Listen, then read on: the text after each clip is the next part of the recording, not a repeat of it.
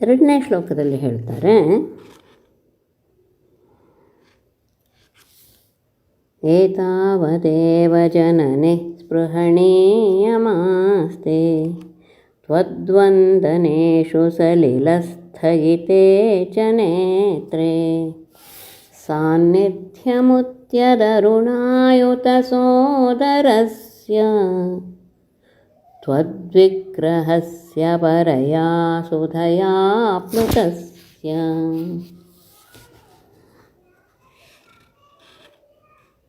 ಮನುಷ್ಯನಾಗಿ ಜನ್ಮ ತಾಳಿದವನು ಇಷ್ಟು ಮಾತ್ರ ಬಯಸ್ತಾನೆ. ಇದು ಮಾತ್ರ ತುಂಬ ಎಲ್ಲರಿಗೂ ಆನಂದವನ್ನು ಉಂಟು ಮಾಡುವಂತಹ ಒಂದು ಸಂದರ್ಭ. ಏನದು? ಜನನಿ ಏತಾವದೇವ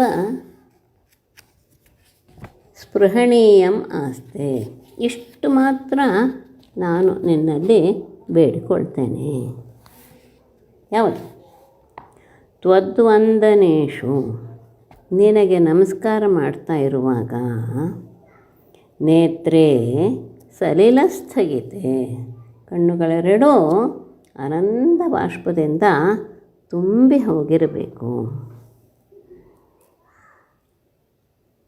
ನಿನ್ನ ವಿಗ್ರಹ, ನಿನ್ನ ಪ್ರತಿಮೆ ಅಥವಾ ನಿನ್ನ ಮೂರ್ತಿ ಹೇಗಿರುತ್ತೆ?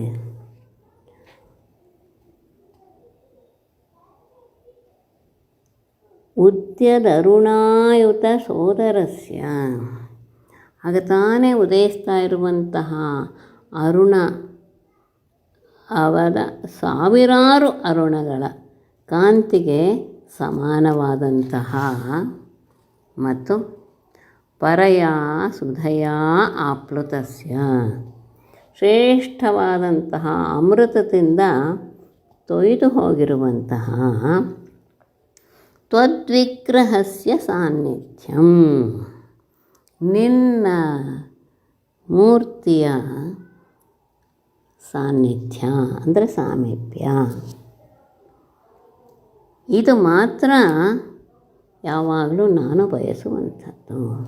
ಅಂದರೆ ಇಂತಹ ಸುಂದರವಾದಂತಹ ನಿನ್ನ ಮೂರ್ತಿಯ ಹತ್ತಿರ ನಿಂತು ನಿನಗೆ ನಾನು ನಮಸ್ಕಾರ ಮಾಡುವಾಗ ನನ್ನ ಕಣ್ಣುಗಳೆರಡೂ ಸಹ ಆನಂದ ಬಾಷ್ಪದಿಂದ ತುಂಬಿ ಹೋದಾಗ ಆ ಆನಂದದ ಅನುಭವ ಅದು ಅತ್ಯಂತ